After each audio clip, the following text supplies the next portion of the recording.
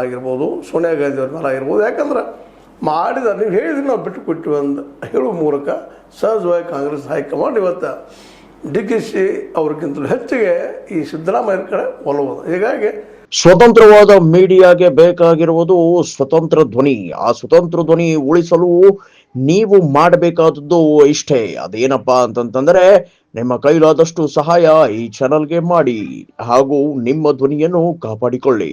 ಮತ್ತು ಅದೇ ಕಾಲಕ್ಕೆ ಇನ್ನೊಂದೇನಪ್ಪ ಅಂತಂದ್ರೆ ಈ ಇಡೀ ರಾಜ್ಯದಲ್ಲಿ ಕಾಂಗ್ರೆಸ್ಸದ ಯಾರಾದರೂ ಎಲ್ಲರಿಗೂ ಪರಿಚಯದಂಥ ನಾಯಕ ಇದ್ದಿದ್ರೆ ಅದು ಸಿದ್ದರಾಮಯ್ಯ ಅವರು.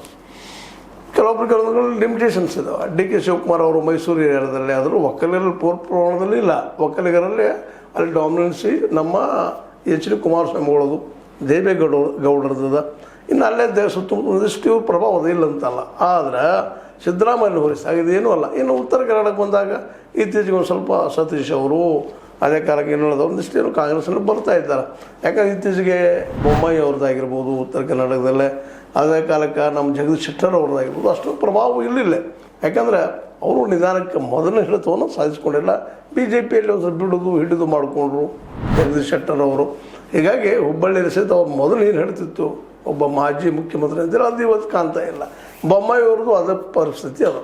ಹೀಗಾಗಿ ಯಾಕಂದರೆ ಅವ್ರ ಮಗನ ಸೋಲಿಸಿದ್ರು ನೋಡಿದ್ದೀವಿ. ಈಗಾಗಲೇ ಉತ್ತರ ಕನ್ನಡದಲ್ಲಿ ಈಗ ಸತೀಶ್ ಅವ್ರು ಹಿಡಿತ ಹೆಚ್ಚದ. ಬಟ್ ಇಲ್ಲಿಯ ಮೇಲ್ಜಾತಿಯ ಜನ ಅಥವಾ ಲಿಂಗಾಯತ್ ಡಾಮಿನೆನ್ಸಿ ಏರಿಯಾದಲ್ಲೇ ಅವ್ರು ಎಷ್ಟು ಮಟ್ಟಿಗೆ ಪ್ರಭಾವಿ ಆಗ್ತಾರೋ ಅಂತ. ಬೆಳಗಾವಿ ಜಿಲ್ಲೆಯಲ್ಲಂತ ಪ್ರಭಾವಿ ಆಗಿದ್ದಾರೆ ಸತೀಶ್ ಅವರು. ಆದರೆ ಇನ್ನೂ ಜಿಲ್ಲೆಗಳು ಎಷ್ಟು ಮಟ್ಟಿಗೆ ಆಗ್ಬೋದು ಅನ್ನೋಂಥದ್ದು.